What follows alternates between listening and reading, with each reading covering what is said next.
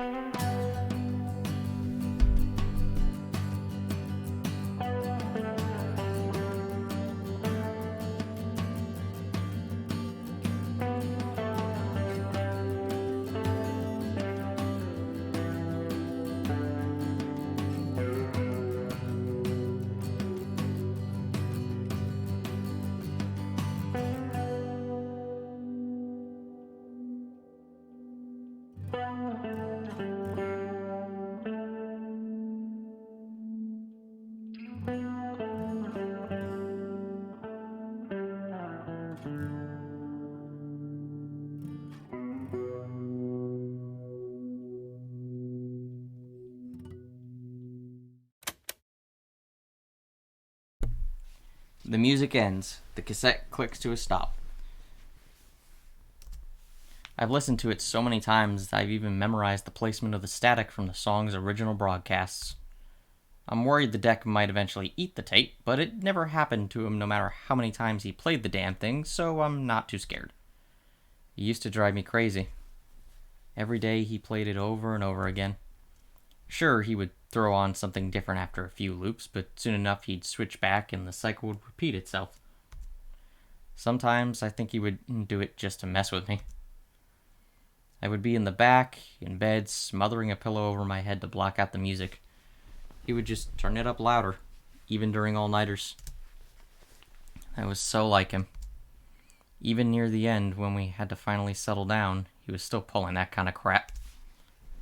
I'd come home from school sometimes, and the police would be at the door because the entire block had called in a noise complaint. He said it was because he was hard of hearing, but I know he did it just to get a rise out of the old grouches who lived nearby. I think that was his worst fear, ending up just another bitter sack of bones, so he did everything in his power to be the exact opposite, right up until the end. Of course, that meant I would always deal with the fallout. I can't imagine what the neighbors thought, seeing a little girl go door to door, apologizing because some old man decided it would be funny to put plastic flamingos all over their award-winning lawns. I can't help but smile, just a little, even if it does hurt. I take a sip of my coffee. Outside, a heat haze simmers over the never-ending oceans of sand. So much desert. Even Roswell was just rock, sand, and a few shacks. All alien-themed, of course. Didn't see any UFOs, though. I'm not used to how dry everything is, even with the AC on high enough to rip off my eyebrows. I'm still all sweaty. Guess that's what happened when you laze around in snowy Colorado for a decade. In that regard, the desert is a nice change of scenery. I don't exactly hate it. New sights are nice, especially since his health didn't allow him to do a lot of traveling when I was a little girl. I could see myself getting used to this. Well, maybe in another 15 years when I have everything paid off. Damn it, Amber, snap out of it. You can worry about that later. This isn't your trip, so stop being so selfish. I push the eject button. I take the tape out and look it over, probably for the 20th time today. Years worth of brown stains and greasy fingerprints are smudged all over, making it feel grimy to the touch. It still works like a charm, though. There are more cassettes in the glove compartment, a mixture of mine and his. Mostly his. I should just play one of those and get it over with. My hand gravitates towards the latch. It would be okay. Right? No. I snatch my hand away from the latch and flip the tape over. Once again, I find myself staring. With a sigh, I stick it back into the deck. I reach towards the play button, taking another look to see if the road is still clear. Like always, it...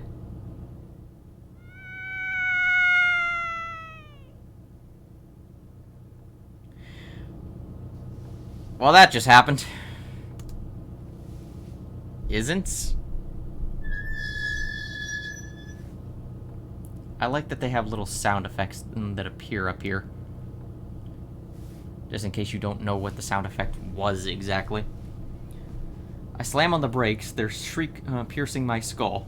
A glance at my rearview mirror shows a girl cringing next to an ancient-looking car, covering her ears as I screech down the road. Making a U-turn of dubious legality, I pull up in front of her car, killing the motorhome's engine. I hop out and shield my eyes from the blazing New Mexico sun. Only now do I realize how precious the AC really is. It doesn't take more than several steps before the girl comes bouncing up to me with a look of relief. Oh my god, thank you, thank you, thank you! I was starting to think no one would ever stop. With each word, she gets a little closer until we're finally within touching distance of each other, her smiling face now filling my entire field of vision. Her bright auburn hair is done into a girlish side tail, glistening beneath a speck of sweat. Standing out in the heat has made her round, pale cheeks a sun-kissed red, but she still looks put together, like the desert would sooner melt her than do any real damage to her looks. I almost feel embarrassed to be in front of someone who dresses so cutely, her frilly green top and skirt putting my red t-shirt and khakis to shame. It's all brought together by one thing, though. Her eyes. They're blue, vividly blue, deep and rich, complementing the traces of her misty perfume as she gets closer and closer. Too close, too close, too close. I scramble back and cough, trying to hide any awkwardness. No problem. What's she doing out here alone? Driving through? Hell, is she even alone? I peer off into the plains to the side of the road, half expecting a guy to pop up from his hiding place now that some idiot has fallen for their trap. That idiot being me, of course. But, much to my surprise, no one does. Instead, the girl continues to stare at me. Smiling, she patiently waits for my response. I glance behind her, focusing on her car. So what's the issue? Your car breakdown? I think so, yeah. I was driving and I just kind of... Stopped. Yeah. She lowers her head in shame, eyes fixated on her feet, kicking the dust around her. I'm not much of a car buff, but I can take a look at it. Her head pops back up and life returns to her eyes. Oh, wow! Could you? Yeah. Can't promise that I can do anything, but I can at least check it out. That'd be great! Alright, first things first then. Random tumbleweed in the background. This thing looks even older than my motorhome. It was probably a nice car once upon a time, but with a dented grille, multiple scratches, and faded murky green color, it's hard to believe such a cute girl was driving it.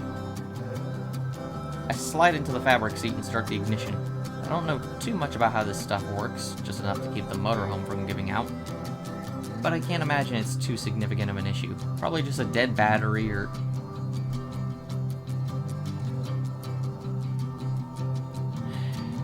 No gas. A single car passes by, cooling us with a refreshing gust of wind, sprinkled with dirt and sand. Is something wrong? Is this a joke? Oh no, did I break it? No. It's just out of gas. What? No way! Oh boy. Dad said I should have filled up before I left. Is she for real? Why is this girl in the middle of nowhere by herself?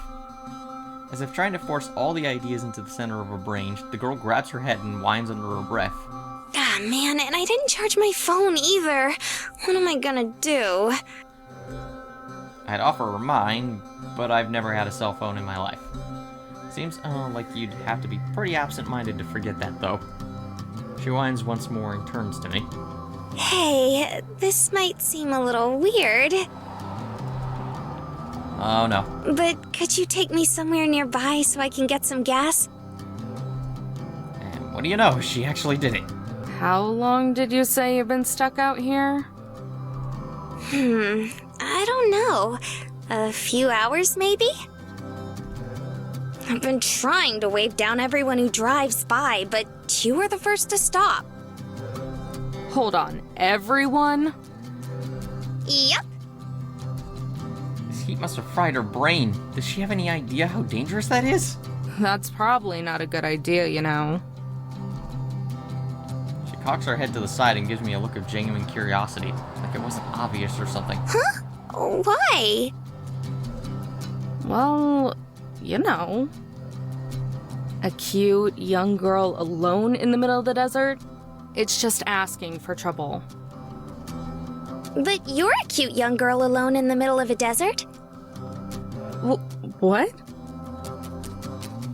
Her comeback takes me off guard as I turn away a little, avoiding eye contact. Yeah, but that's different. A smile returns to her face, the same bright one that she showed me when I first pulled over. I'm still avoiding eye contact, but she leans over to the direction I'm looking and continues to smile. So, do you think you can give me a ride? I don't know. Please! It shouldn't take very long. This girl, it's like she didn't even listen to what I said. Still, better me than some psycho. Besides, it's not like a small detour will make me late or anything. I guess it's fine. I'm not in too big of a rush anyway. Yay! Before I'm even finished, she's springing off the ground, bouncing to the motorhome. Hey, wait! But it's already far too late, as she somehow made her way into the motorhome before its owner, even finding the time to give me a small way from the passenger seat. I heave a heavy sigh, rubbing my temple as I climb back up into the driver's seat. Keys still dangling in the ignition. I wrench it around and the motorhome roars to life, forcing a surprised squeak out of the girl. By the way, my name is Marina. Thank you so much for helping me out. Amber, don't mention it. So, if it wasn't obvious, this is a rather simple visual novel. There's no fantasy story or big action set pieces or anything. It's just, well, basically, kind of a drive across the country with these two and various other characters. So don't expect some big dramatic story. But if you're someone who's a lot more into, well, I guess more light-hearted stories with occasional some deeper scenes, then this might be your cup of tea. It is also a kinetic novel, which basically means it just goes forward. There's no choices, no alternate endings. So, yeah. Hopefully this is a nice, relaxing type of thing if you decide to watch it. Or you can just go play it yourself if you want the full experience beforehand, but it's your choice. Careful not to hit her car, I back the RV up and turn it around, sending us in my original direction. I reach for the play button on the cassette player, finally giving in to temptation, but Marina starts up again. Why aren't we going the other way? Wasn't there a station a little ways back? It was more than a little ways back. I saw a sign a few miles ago that said there was a station not too far from here, so we're going there. Oh wow, I didn't even see that. You're really observant. Yeah, or you're just really oblivious. As is usual for a visual novel protagonist, Amber is very snarky. Even if usually just in her head. Not really. Silence falls between us, the roaring of the engine and swishing of the wind from outside being the only sounds. I take that as my cue and reach for the cassette player once more, finally How do you even drive this thing? It's huge! Marina spreads her arms out like an eagle unfurling its wings, almost bopping me in the head in the process. I clear my throat and grab her arm out of the air, gently placing it on her lap. It's not that bad. You get used to it. She tilts her head to the side and gives a light grunt as if saying, "That's so," and we return to the silence of before. Again, I reach for the cassette plate. So what are you doing out here? Are you going camping? Seems like what you're doing is fun. I take a deep breath and hold it on as long as possible before letting it out. God, this is like me when I'm trying to do something. There's always like someone texting me like at every minute when I'm trying to get something done. Just traveling. What about you? Why are you out here? Oh, well, it's kinda silly. She scratches her head and lets out an embarrassed laugh before staring at her feet. She quiets down and, surprisingly, stays quiet. Well, looks like that worked. I reach for the cassette player one last time. I stop for a moment to look at the glove compartment and then Marina, who looks lost in thought. Finally, I press play.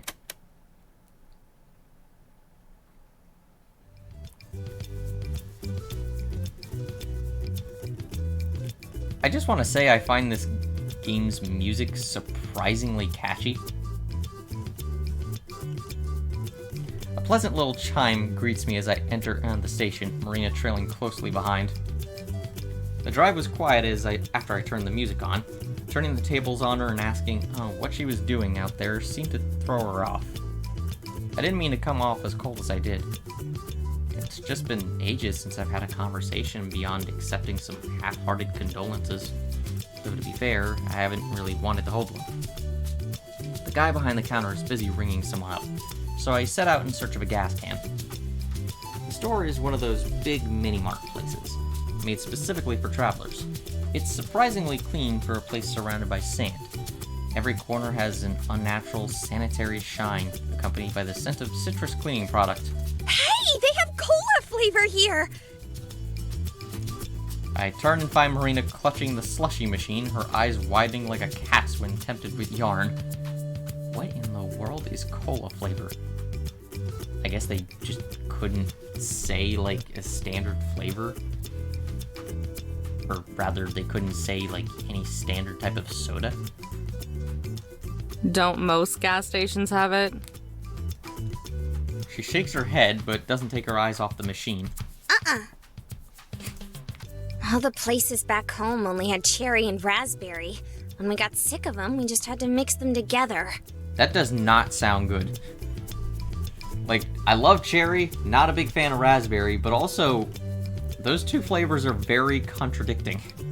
I feel like that would just taste horrible.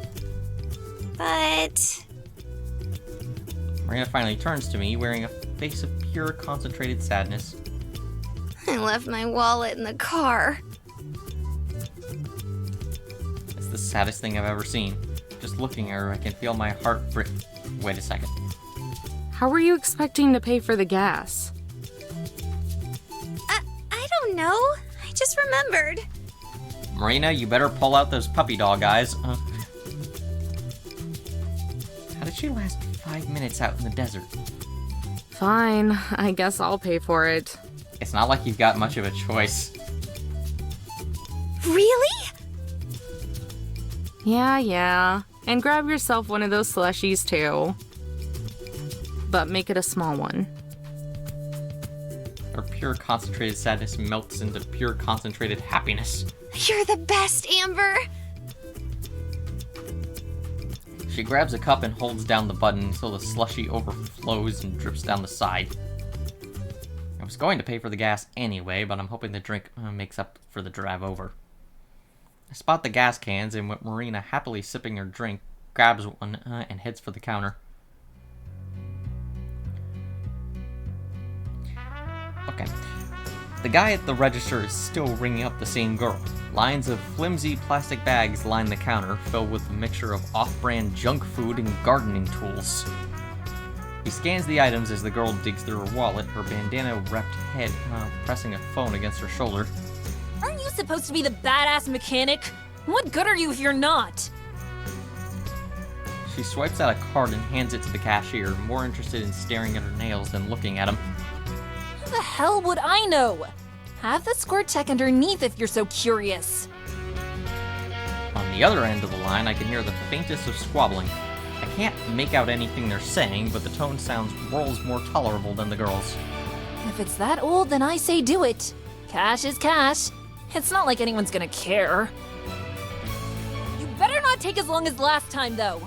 I'll be waiting for you slackers outside. The girl slips her phone back into the crevices of her dangerously unzipped jumpsuit. What little clothing she has on underneath looks like it's going to burst from the slightest movement. Not my type, especially with that personality, but it's hard for me to do anything other than stare. I mean, I guess it's... like, obviously, this is kind of typical fare for visual novels in a way, but I guess it's a bit more understandable considering they're in the desert heat. So you're gonna want to cool off a bit. The attendant reaches out to help with the bags, but the girl snaps them away before he can. She shoots him with a heated glare that burns straight through the man and into the wall behind him. Turning around, the girl looks at us for a second before rolling her eyes, then marches out the door, with the bags weighing her down as they nearly scrape the ground. Yeah, definitely not my type. Good luck. Marina and I set the can and nearly empty slushie on the counter. Marina, did you drink it all? Will that be all? It's been like 2 minutes. Yeah, sorry for more boring than that other girl. How do you not have brain freeze? The attendant hacks out a dry cackle and scans the gas can. He flicks his oily ponytail behind his shoulder and then rings up Marina's drink. And a lot of folks passing through and stocking up the past few days. It's been a good change of pace. I'm guessing that's why you girls are here too. Marina eases in towards the counter, nudging herself tightly between me and a rack, her hands creeping over to the slushie. For what? I'm just heading out to California. I don't end up driving myself insane first. You mean you don't know? The attendant freezes, forgetting about the scanner in his hand. Blinding red light beams from it onto my chest. About what? Why, the treasure. Marina's hands stop just shy of grabbing the cup. Treasure? The clerk's chubby face morphs into a grin. You telling me that you girls haven't heard of the treasure in the journal? I have. I frown. Embarrassed, Marina looks at the floor again, her cheeks flushing red. I guess she's always just this forward. Well, I heard about it on the news. It's kind of why I drove down here. You drove out into the middle of the desert for treasure? Sorry, but you've lost me. Not just any treasure, Missy. The miner's treasure. He says it like that should clarify what he meant. I stare at him. He stares back. Marina sips the last dregs of her slushie. You honestly don't know. What gave it away? Not a clue. Are you gonna change that? A little feisty, ain't you? Not really. Just have stuff to do. Fair enough. A little while back, some folks were going through all the trash in their garage. Ah, yes. A brilliant opening to this story. As fate would have it, they came across an old journal. Turns out the thing belonged to their great uncle. Or maybe it was their great grandfather. I don't know. Some dead old man. I cut him off with a cough, a polite hint for him to either get on with it or quit his yammering. Despite apparently knowing all this, Marina continues to stay focused with rapt attention. Sometimes her drink makes that annoying slurping sound again. Sorry. I'll try keeping it short. Anyway, after flipping through it, they found out that he'd struck it rich during the gold rush. If he struck it rich, then wouldn't the family know about it? They'd have to be pretty well off, right? Oh, I can answer that. He went back home to Missouri without any gold and told all his friends he hid it.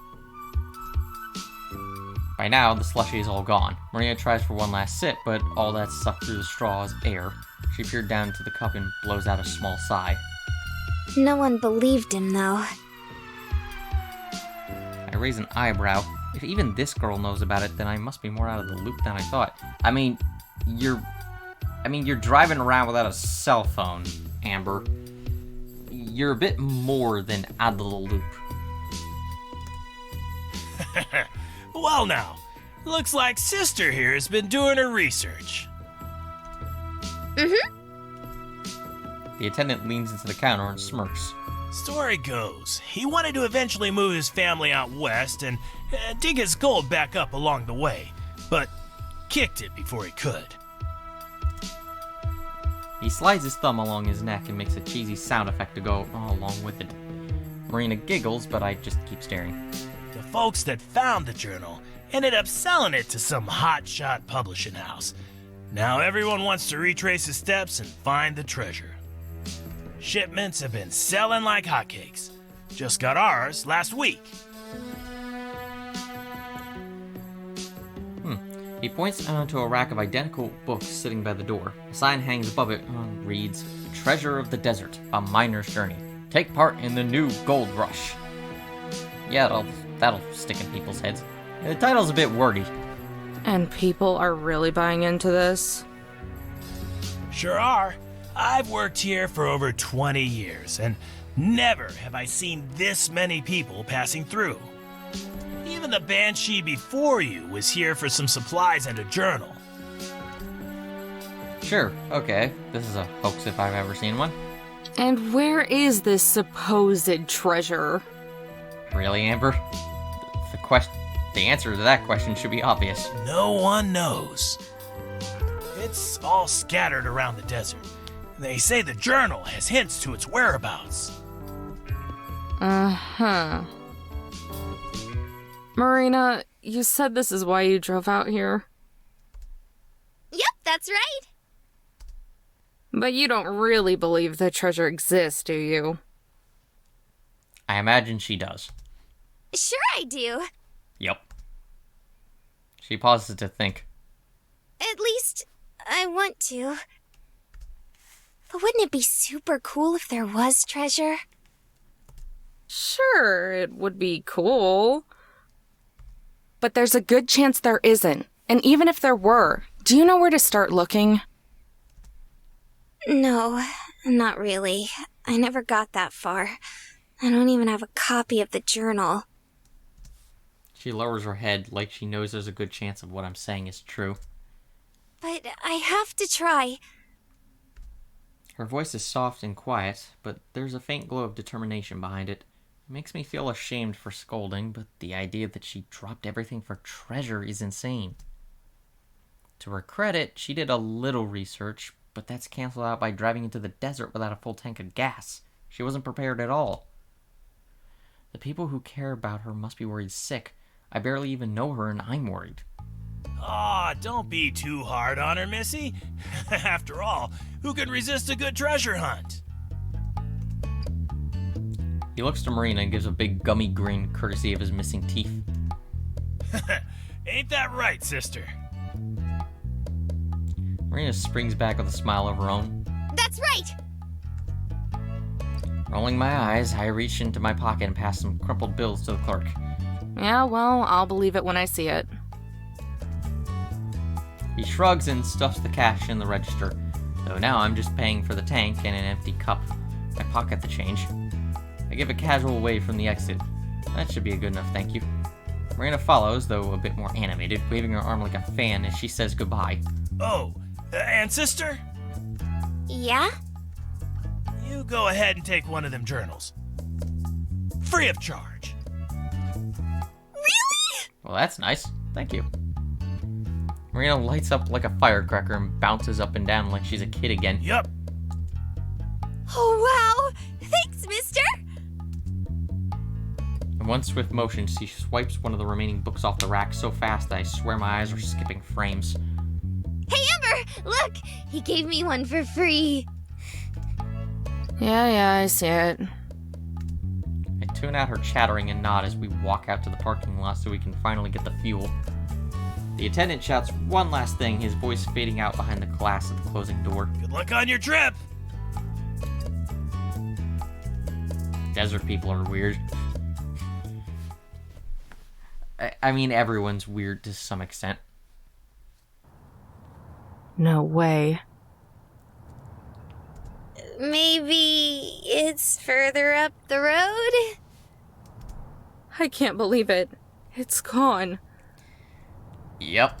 We could have just passed it. We weren't even away that long. How can it be gone? We stare at the empty space that once housed a certain ugly green car. I'm amazed you found your way back to where it was supposed to be. Like, did you place a marker or something? Because I imagine a good chunk of the location looks the same. I look in every conceivable direction, but there's nothing. Nothing but an ocean of sand and a never-ending stretch of road. Was it Toad? No, not out here.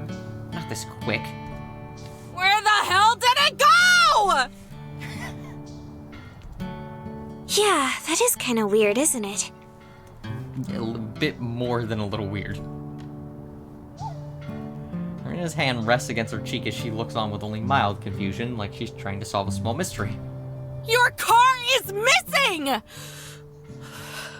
That's more than a little weird. Well, it's actually my big brother's car. He just lent it to me when he left for college. Oh, well that makes everything better then. Really? No! I let out a heavy sigh and pressed my fingers to my temple, attempting to massage away the stress and irritation. It was probably stolen. We'll need to call the police. You have a phone, right? It's dead, remember? I do, but... Her voice trails off a cliff. What she said earlier echoes in my head. That's right. You said it was dead. And I'm guessing you left it in your car. Yeah. Well, that's just great. Don't you have one? Nope, never needed one. Afraid no one would call you? It's kind of a mean line when you think about it. It's obviously not intended as one, but still. Not quite. I shield my eyes and look up at the dry sky. Its color has shifted to a glowing orange as sunset begins to settle over the distant valley peaks. It's going to get dark pretty soon. Don't worry, Amber. I would call you. I can't just leave her. Even if she did have her phone, it would take forever before anyone could get out here. She'd go from burning up in the heat to freezing out in the cold within a few hours. Plus, if there are people around who would steal cars, then there's no telling who else is out here. I can already see how all this would go down. She would be huddled on the side of the road, trying to keep warm. A pack of coyotes would be howling all around her, closing in. Then, from down the road, a starved creep would pull up in a trashy old pickup truck, open his door for her, and... oh god. Hey, where are you from? If you don't mind me asking. Oh, I'm from Carlsbad. She pauses for a moment. Or at least kinda close to it. It's a little out of the way. Carlsbad? You're from California? No, silly! Carlsbad, New Mexico. Oh, right. Had me going there for a second. How far is that? Maybe 2 hours from here? Wow, you didn't get very far at all, did you? Marina lowers her head in shame. I never really seem to. Though I'm not really one to talk. I've been on the road less than a day. Would have gotten farther if traffic on the I-40 wasn't such a pain in the butt, or if I didn't pick up Marina. Hey, listen. You don't live too far away. If you want, I can probably give you a lift back home. I prep myself for an explosion of thankful energy and excitement. But there isn't one. Instead, she continues to stare at the ground, her hands now balled up in a fist as she fidgets over ever so slightly. God, I couldn't talk during that line for some reason. Something wrong? She shifts her gaze from the ground and looks me straight in the eyes, drawing a deep, long breath. Remember the treasure we were talking about at the store? Yeah. I know it's a lot to ask, and you've already helped me out so much already. But do you think you could take me to the first place the treasure is? Huh? She wants to keep going, even after this entire disaster? I mean, at this point, you may as well. It's a case of, like, I've already come too far. I mean, it's only been 2 hours, but yes, I've come too far to stop now. The treasure! Could you take me to the first? I heard you the first time. It's just... You don't even know if this thing is real, but you've dropped everything to go look for it. And now you're asking me, someone you've just met out in the middle of the desert, to take you to it. Even though you don't know if it's real and you've just had your car stolen. Did I catch all that? Yup. Shameless. I'm at a loss for words. Congratulations, Amber. You are in a romantic visual novel. So be prepared for weird situations. How do I even respond to that? I try to recollect my thoughts, but only one word comes to mind. Why? Marina shrugs. Nothing more than that. She just shrugs. Take a look at her. A good look. Her wavy hair has been dried out by the hot desert air. Her face is red and drenched in sweat. Probably close to melting off her makeup. Even her nice clothes are a little ruffled. But despite all that, this cute, peppy girl wants to keep pressing on. Even when most people would have just called it quits after the car broke down. Even out here, all by herself. For all I know, she could be some weirdo out to mug me, and this is all some elaborate scheme. Yes, because she clearly looks like a diabolical mastermind, Amber. But she wants my help. My help.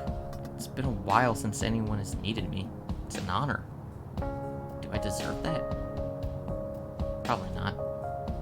But she's still asking. Why should I say no? I don't have to be in California for another few weeks. And isn't that why I'm taking this trip? To see the sights for him? She's a little excitable and even more naive, but maybe I need a little bit of that. It's a lot better than just being out here all by myself with nothing but the ghosts of my memories to keep me company, even if it's just for a little while. Why the hell not? Hop in.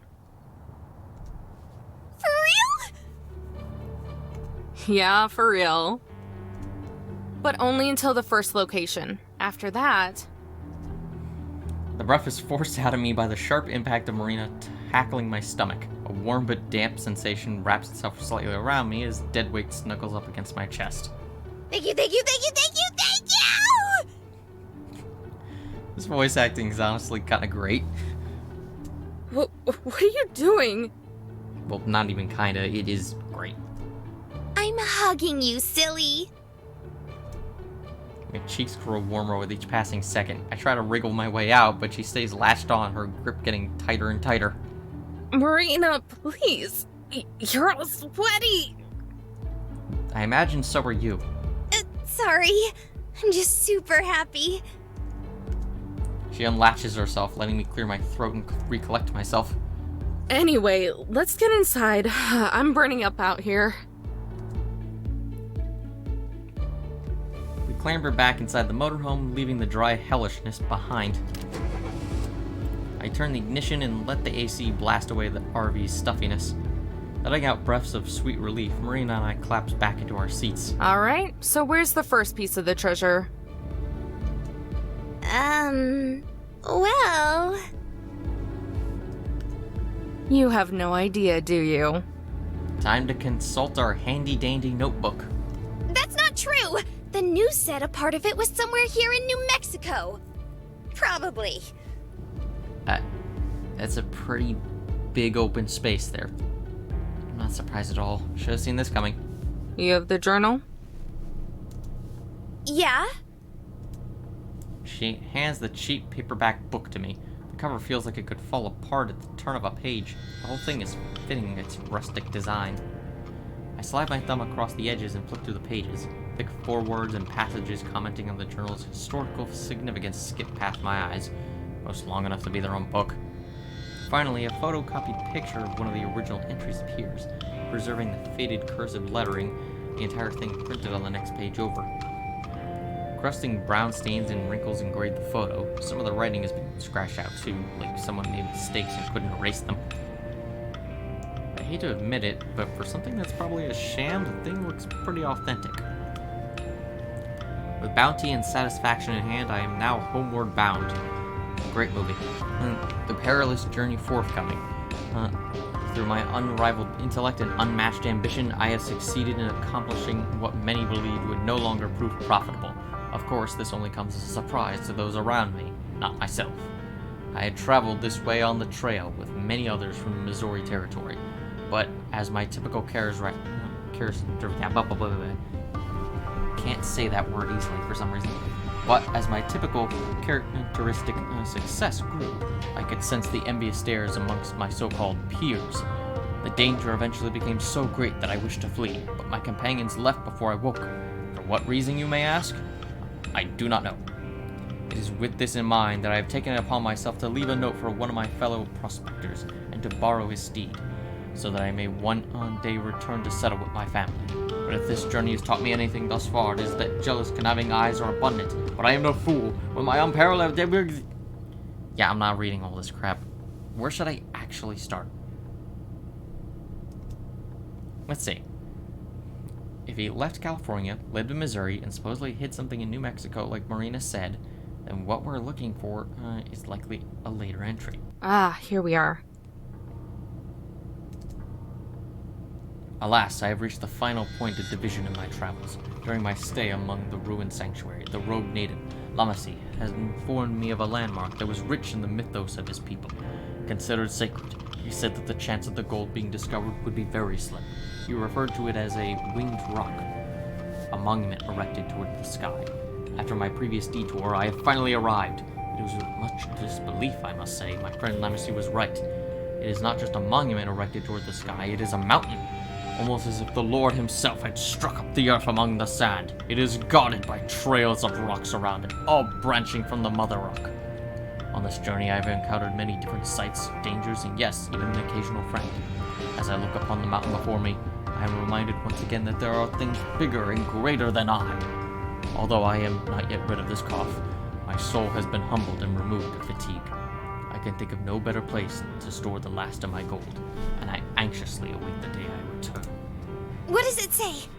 It says many things. I'm not going to read all of them back to you. The gist of it is that it's near a big rock and a bunch of little rocks. That's specific. That should narrow it down, right? No. Yeah, to the entire state of New Mexico. Marina gasps and lunges towards the journal, the muscles in her neck tense and eyes wide with panic. That can't be the only thing he mentioned. There has to be more. I raise the journal high above me so she can't reach it, using my hand as a blockade against her head as she desperately tries to grab for it. Sheesh, relax for a second. I actually have a pretty good idea of where it might be. She settles down, still stiff with anxiety, nibbling on the tip of her thumb. I lower the book back down and read over the entry one more time just to make sure. There's a part where he calls it a winged rock.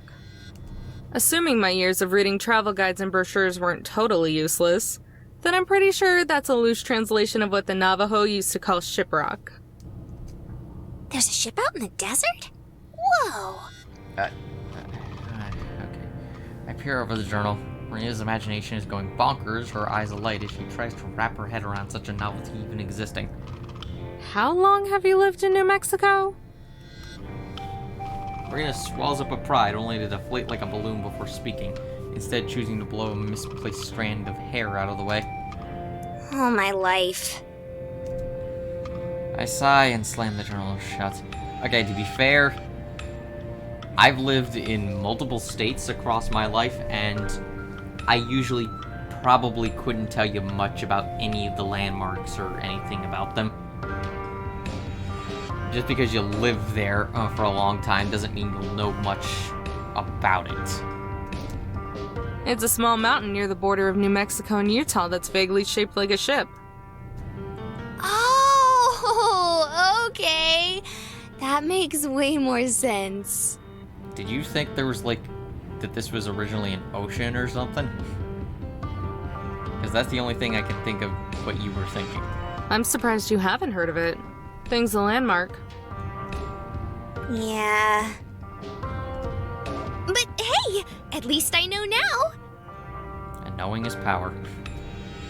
Shrugging, I put away the journal and smirk. Misplaced as it may be, her cheeriness is a good mix-up from the norm. Do you think the treasure might be there? Maybe a part of it? Don't know, but it's worth a shot. We don't have anything else to go on. Sure you don't want me to just take you home? Marina hesitates for a moment, turning to the windshield as if to dodge the question with her eyes. No, I think I want to do this. Alright then. I put the car in drive and look ahead. The sun is set, the blue shade of dusk rising up to take its place. I press down on the gas. Marina turns to me and smiles. Let's hit the road. The sun is long since set and given way to darkness. Only my headlights remain, illuminating the road and silhouetting the small rock formations around us. I've been alternating between the old tape and new ones, immediately throwing on the old tape after finishing a new one, and vice versa. I haven't had any complaints from Marina. She's been sitting at my side the entire time, softly humming off-key to the music. She seems to be the type to just accept things as they are, like with her car being stolen or that treasure. Especially that treasure. And to make it worse, it's not just her. Apparently some phenomenon now. Goes to show how much I kept up with current events. But the whole thing smells like a scam. I bet somewhere all the big shots from that publishing house are gathered up in their corporate tower laughing at the idiots they've ripped off with that book. Christ, I'm even starting to sound like him. The music turns to static before the cassette is silenced by a loud click. I ejected and reach for his old tape again. Marina notices, taking the opportunity to break the long-held silence. So, do you like music a lot? I mean, most people do. Not everyone, but most people listen to some form of music. Oh, yeah, I guess. I figured. You've been playing those tapes this entire time. I mean, it's also just a good way to help time pass. Driving that long with nothing but silence and the sound of the road, it could probably drive a person a little crazy after a while. She picks up on one of the tapes on the center console and inspects it, going as far as to poke a pinky hole through one of the holes. Why would you? Never mind. Though, I'm not sure what you'd call this type of music. Music. Yeah, I've just been playing whatever. Mostly jazz fusion and alt country. Threw in some new age crap in there for good measure. Most of these are mixtapes I made when I was little. Cool. Any names I'd recognize? She peeks at me through the holes of the cassette, wearing a wide, genuine smile. Probably not. Aw, come on. Try me. Why not? Maybe I'm not giving her enough credit. You know, Gabriel, Gertu, Weather Report, Donovan, Metheny. I'm probably going to be called out for being musically illiterate, but, Are any of these real? Like, don't make fun of me if I don't know them. I've just never been a big music person, to be perfectly frank. Marina gives sage-like nods and grunts of understanding as I lift off the names. You have no idea who any of them are, do you? Not a clue. Yeah, I'm with you there, Marina. I have no idea. That's what I thought. Sorry. I usually listen to whatever's on the radio. I crack a slight smile. It's alright. I could see how it might be hard to get into. My gramps used to call it road trip music. I still think it's nice, though. It's making you really happy. You think so? She taps her finger gently against my cheek. I pull away a little, but let her do it anyway. Yeah, why else would you be smiling? I never really thought of whether it made me happy before, but I do know it made him happy, so that's good enough for me. That's actually why I'm going to California. You know, for a music festival. For real? Where? Not far from Palm Springs. Palm Springs? Like the actual Palm Springs? Don't know if there are any other Palm Springs in California, but yeah, they do it every year for a few weekends. I went to my first concert a little before I graduated. She rests her head against the window and stares at the long road ahead, her smile fading, but still there. It was so much fun. An entire weekend of that sounds super awesome. Nah, it ain't that cool. Marina flings her head away from the window and turns to me. Now she's staring at me like I'm crazy. How could you even say that? It's the coolest thing ever! I wouldn't even be able to wait. I'd want to see all the bands. I mean, if she's been there a few times, then the effect will naturally wear off a little. Sheesh, relax. It's not like I'm taking it for granted. It's just that there's only one group I know I want to see so far. That's right. His favorite group. Just one?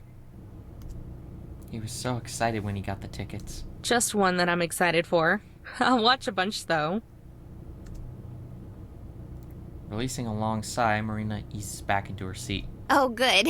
I was afraid you were going to head home after you saw your group. You crazy? I'd like to at least have a little fun before worrying about all the expenses I gotta deal with. Expenses? Damn it. It's nothing. She gasps. Are you in debt? Is it college loans? My brother said those aren't fun to deal with at all. I mean, any college loans. Yeah, just got too comfortable. Should have just kept my trap shut. Or did you just spend too much on your Without warning, I swerve off to the side of the road and onto the rocky sand, cutting Marina off and nearly giving her a heart attack. Marina shoots me a worried glance, her face still pale. Oh my god! What was that? Are you okay? I pinch the bridge of my nose and my elbows on the wheel. Amber? I've been driving all day. I'm a little tired. Where are we? A little outside Albuquerque, so we aren't too far now. We'll sleep here tonight and drive to Shiprock first thing in the morning. Killing the ignition, I climb out of my seat and into the living quarters. Marina trails behind me. I yank open the bathroom's Velcro-latched cupboards. Inside is a folded stack with a blanket, sheet, pillow, and my old gym clothes from school.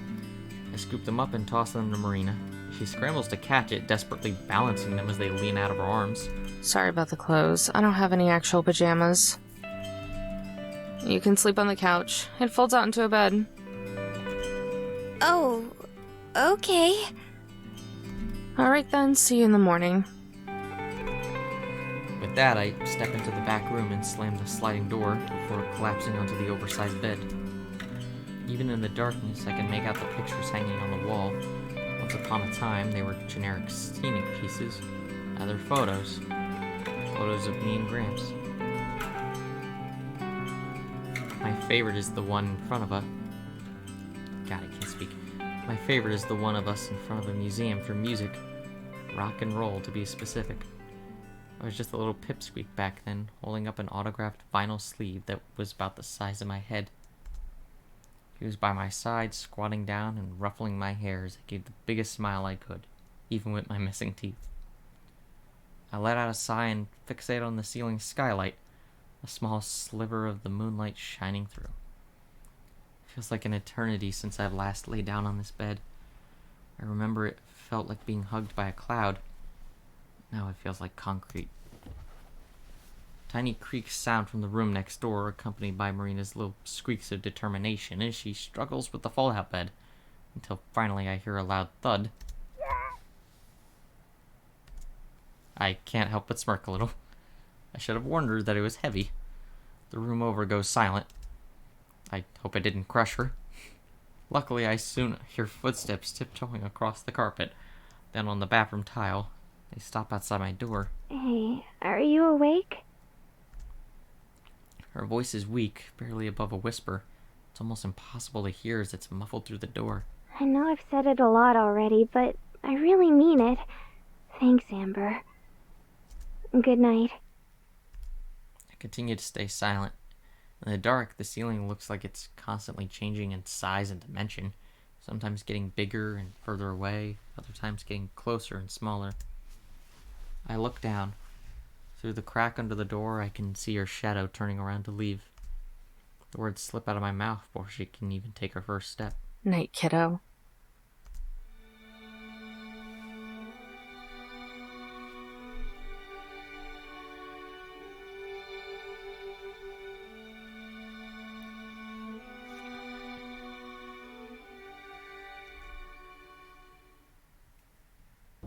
Scene transition.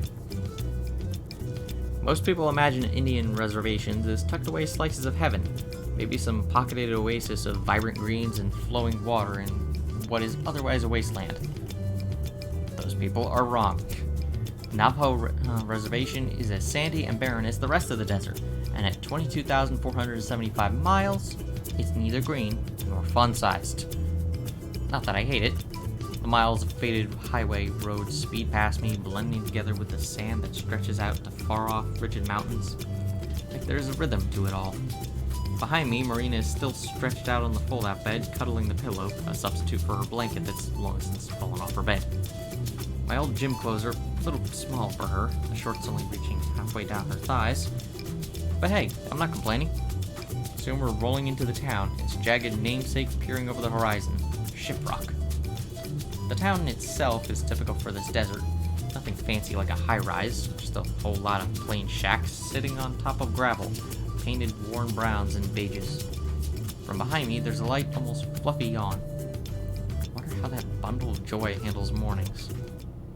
Morning. Oh, hey. You're finally awake. Uh-huh. Apparently the answer is she does not handle mornings. She yawns again and thumps back against the bed. Guess she's not a morning person. And there's still some coffee in the... Oh, wow, is that Shiprock? I take it back.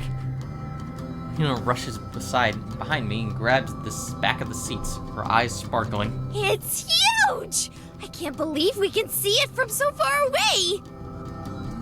On closer inspection, my clothes are way too tight for her. My poor shirt is being stretched to its limit. Of course, this doesn't seem to bother her at all. I don't know if I'm more embarrassed for myself or for her. Well, we have to get moving now, so go get dressed or whatever. Sure thing. She scampers off to the back, finally giving me room to breathe as I make my way to the driver's seat. Until I accidentally glance at the rearview mirror. In the middle of the motorhome, Marina slips out of her pajamas and into her regular clothes. Jeez, the bathroom is right there. I adjust the mirror and try my hardest to stay focused on anything else I can look at. Fully dressed, Marina pops back up beside me and settles into the passenger seat. desolate road continues until suddenly, as if out of nowhere, we're greeted by a line of cars, RVs, buses, and every other kind of vehicle under this blazing sun, all lumped together, stacked one on top of the other, side by side, and every single one blasting their horns. What the? Whoa, you think this is because of the treasure? I grit my teeth and flop back in my seat. I can only pray these are tourists, and I was the only one dumb enough to humor this scam. We're soon assimilated into the traffic jam. Slowly the motorhome inches forward, but when we finally reach the front, a whole new monster awaits us. Laid out on the dirt, barely in the shadow of the living mountain, is a giant cluster that can only be described as such. Campers, tents, tarps, booths, you name it. A chaotic horde of people crowd around the entire unorganized mess. I cringe at the very sight of it. I'm in hell. Marina pushes her face against the window in awe of the sheer insanity. I don't think I've seen this many people since the concert. Oh god, she's going to break from the overstimulation. A choir of horns serenade us from behind. Groaning, I pull forward and squeeze the motorhome into the nearest available space, stuffed tightly between everything else. Backing out is going to be a real pain. Well, what are we waiting for? Let's go find that treasure! Marina sits up and nearly leaps out of the car, but I grab her wrist and pull her back into her seat. Just hold on a second. Her enthusiasm fades. Oh, that's right. You were only going to drop me off and leave. Sorry, but I'm gonna stick around a bit longer. For real? She starts sniffling. You're so nice to me, Amber. I think I might cry. Please do not. There are no tissues available. Hold it in. We gotta think of a game plan first. Okay. Marina returns to her usual happy-go-lucky self while I grimace at the chaos outside. If I suspend my disbelief and assume the treasure is real, where would we even start? We don't even have any equipment. I guess we may as well start by checking out the place.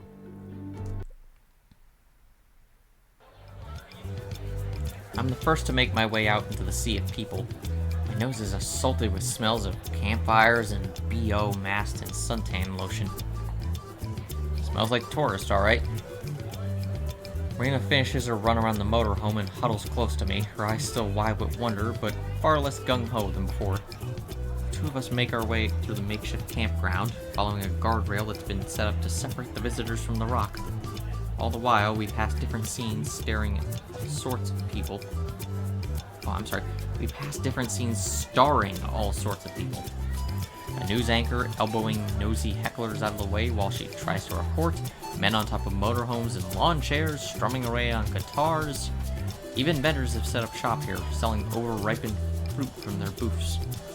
Marina is speechless, looking on in overwhelmed curiosity, and hovering so close I keep tripping over her, half expecting her to grab onto one of my belt loops.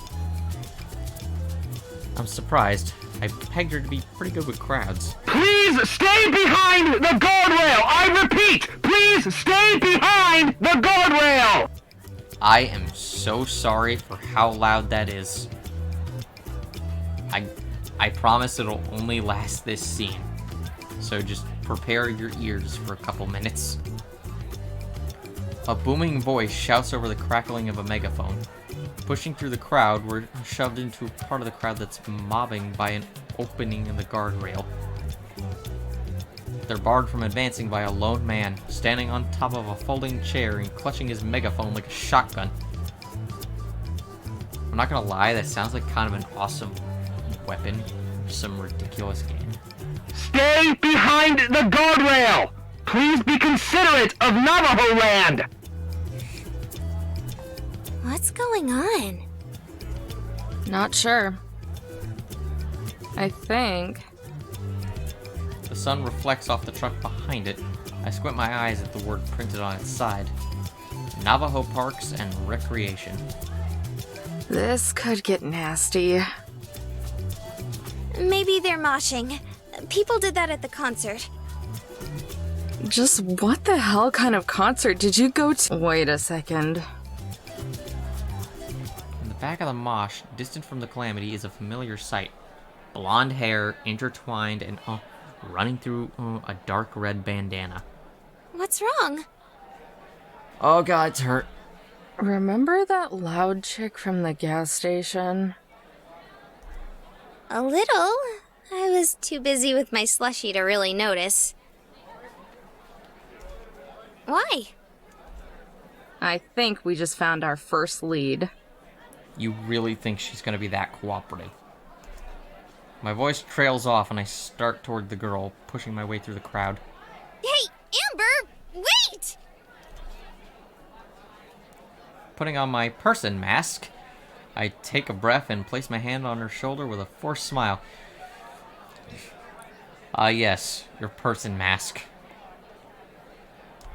For the last time, old man, I don't have any! Huh? She whips around, her eyes prepared for murder, but her features switch to standby mode as she realizes her mistake. Oh. Sorry, but didn't I see you at that convenience store yesterday? Oh, yeah, that dump. Outside of Roswell, right? Yep, that was us. I'm Amber. The other girl is Marina. Marina waves and I extend my hand. The girl's eyes narrow, but she eventually shakes it with a surprisingly strong grip. Mariah. Everyone here for the treasure? They'd be idiots if they weren't. Hey, what do you know? You were right, Amber. You say that like it's a good thing. You guys here for the gold too? Not sure why else somebody would come out. I guess to see the sights. She looks over the scenery and wrinkles her nose. To this place. The ray of sunshine next to me is looking for the gold. I'm just the ride. Step away from the guardrail! You're all getting out of hand! God. The horde presses in. The yelling grows louder. You aren't getting through, so I don't even know why. A can of beer flies through the air and cracks him on the forehead, the liquid running down his face. Oh, come on! Poor guy. They're gonna tear down, like, the barricade. It's gonna be insane. Navajo Parks and Recreation. They are trying to keep well-meaning treasure hunters from carving up the rock because of its religious significance. Doesn't surprise me. This is a Four Corners state, so there's lots of stuff like that out here. I think it's sweet that they're trying to protect big ol' Shippy. Shippy. Mariah stares at her as if questioning her entire existence. But it's a rock. So? It's only good for postcards and carving big monuments. Why is it such a big deal if people want to look for treasure up there? Well, it's not gonna make much of a difference either way. Why's that? You a non-believer? No, I'm just not a sucker. That's not very nice, Amber. Well, it's true. It's obvious that this is just an elaborate scam and everyone got ripped off. Before I finish my sentence, a cocky, overgrown smile makes its way onto Mariah's face, oozing with snide confidence. What if I told you I could prove the treasure is real? Go ahead. I'd say you're full of it. Does that mean the treasure's real? Like, honest to goodness real? Overwhelmed with excitement, Marina springs up and down, all while Mariah gives a smug nod. Mm-hmm. Yeah, right. Oh, ye of little faith. I said I could prove it, didn't I? And how exactly are you gonna do that? Come back to my base full of highly trained elite treasure hunters. Then I'll show you. They are not elite in any way, are they? Elite what now? Highly trained elite treasure hunters. Right. Thanks, but no thanks. We'll pass. What? But why? Well, because... You said we needed a game plan, right? This is the best chance we have right now.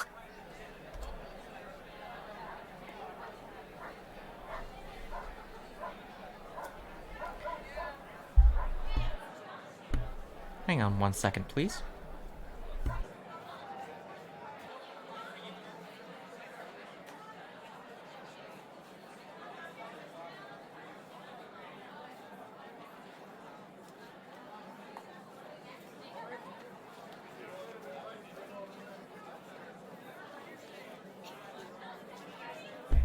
Sorry about that. A terrifying amount of determination emanates from her. She forces an unwavering stare on me.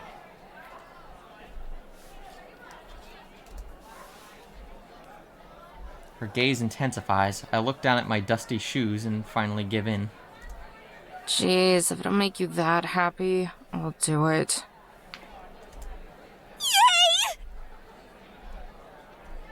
She's really damn determined. I'll give her that much. I'm not sure I could have said no. But this better be legit, you hear? I point to Mariah. I'm not in the mood to be jerked around today. You know, that statement always confuses me. Because that implies that there will be a day where you're in the mood to do so. Yeah, I'll keep my word. Hey! Stop it! Oh god. We look back to the crowd. The guardrails have toppled over and the crowd surged toward the man. Oh god, he's the first victim in a zombie movie. I'm warning you! Stay back! I have a megaphone! The crowd circles in around the chair and topples it over, the man crashing down with it. We should probably scram. Way ahead of you. We'll always remember you, Megaphone Man. Except for your name. Sleek and lavish, Mariah's motorhome is like a mansion on wheels. Its chromy black paint is so fresh that you can practically smell the primer. Here we are. Bass, sweet bass.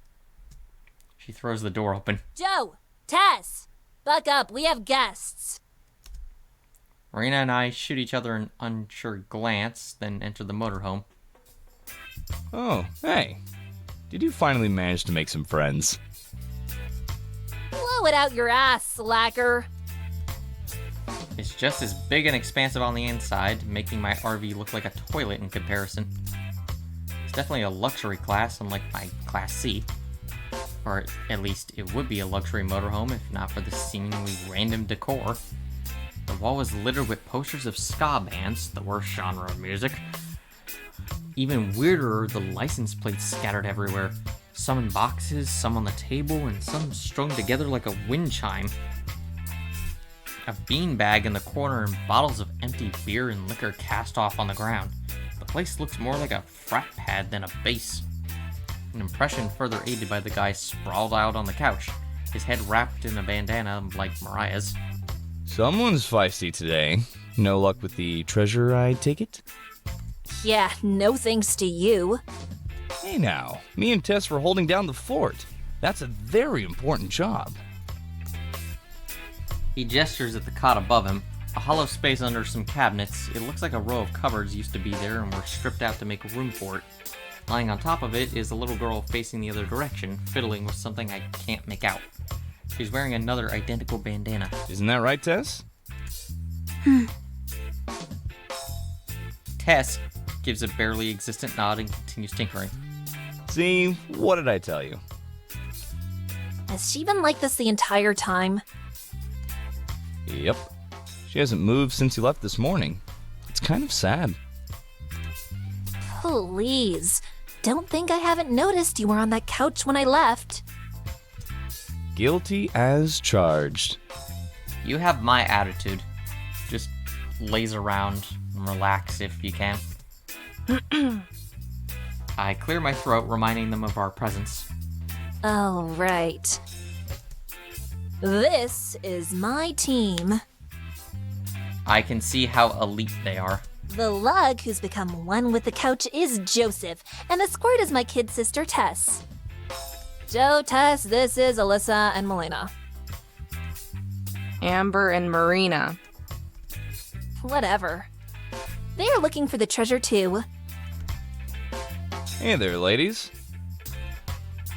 I can only hope the highly trained elite team are hidden in the bathroom. Hey, I'm Marina. It's really nice to meet you. Marina jumps in front of me, taking hold of the conversation by its throat. The other girl is Amber. Say hi, Amber. Hi.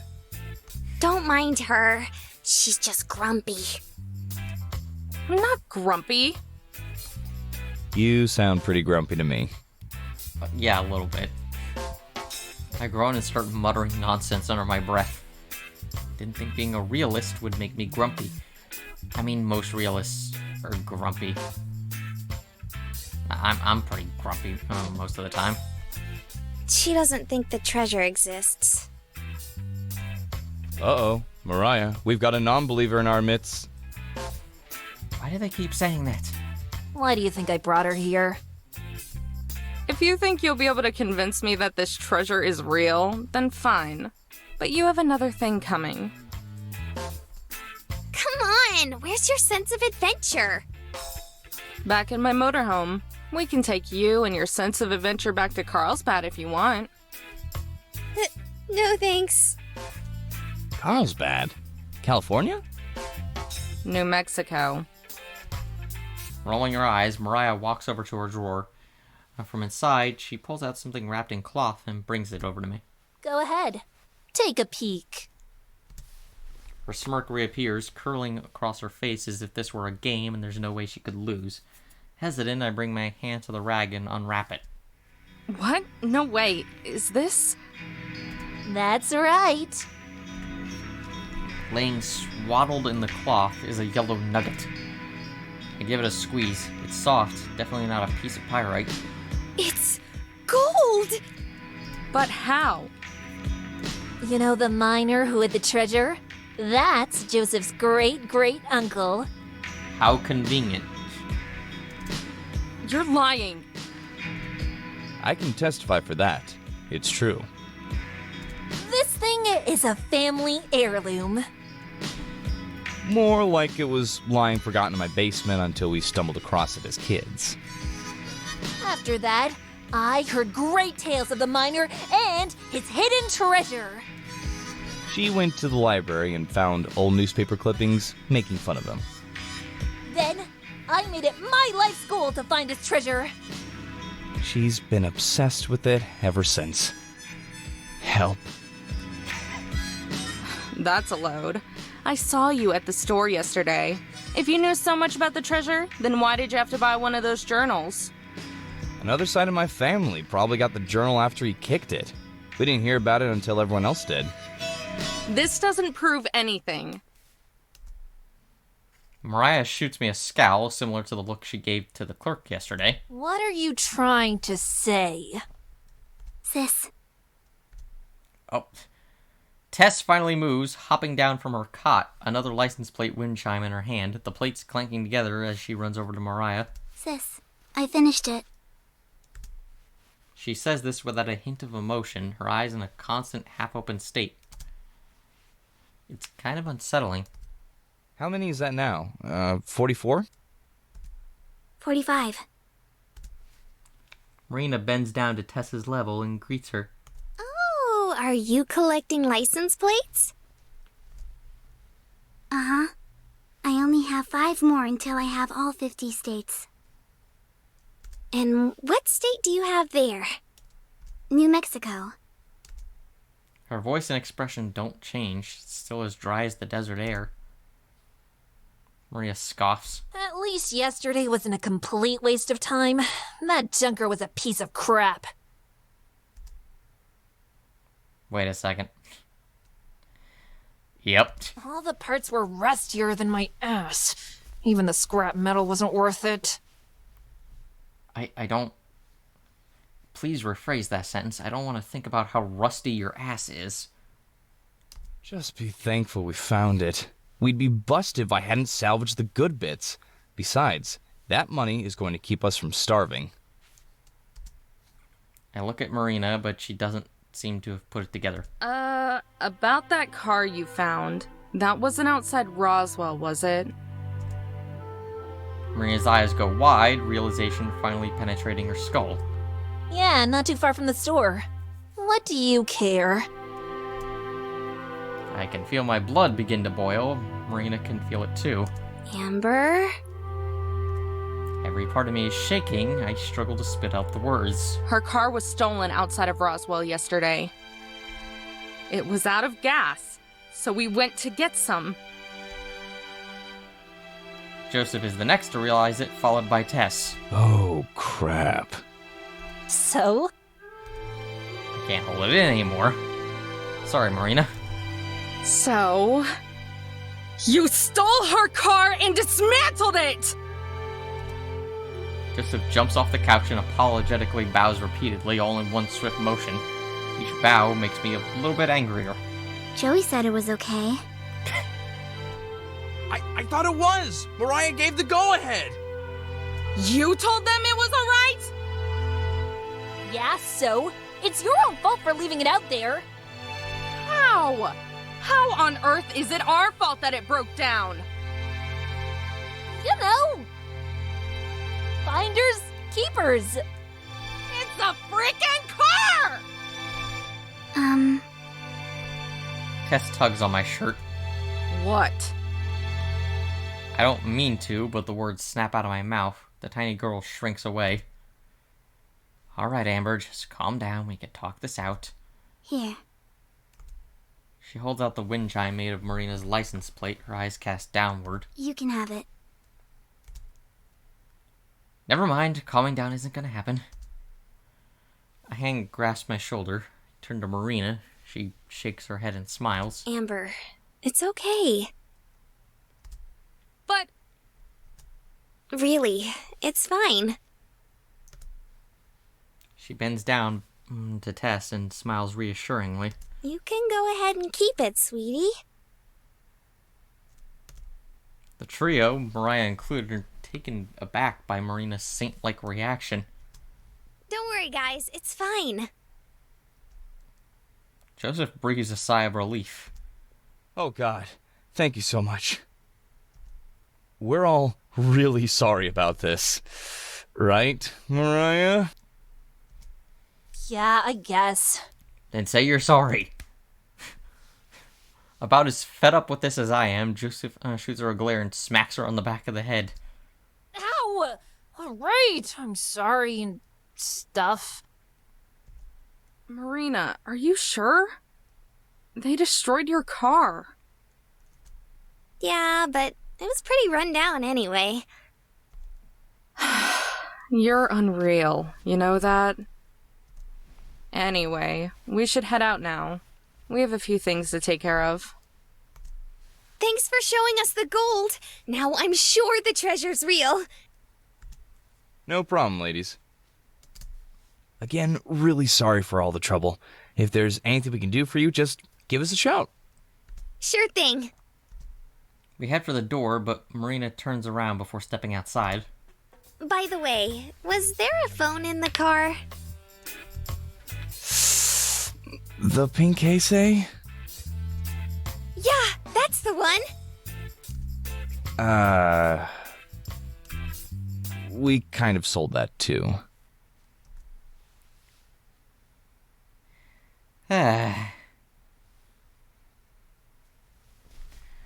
I think, on that note, that's a good place to end this for just this part. Obviously, this isn't going to be the most exciting visual novel, but it's sweet and funny. If you're looking for something a bit more laid back, then this is something that'll definitely pique your interest. Save right there. So anyway, thank you for watching. I hope you'll continue watching this, or at least like just put it on in the background if you want a little light story. And I will hopefully see you next time. Have a good day.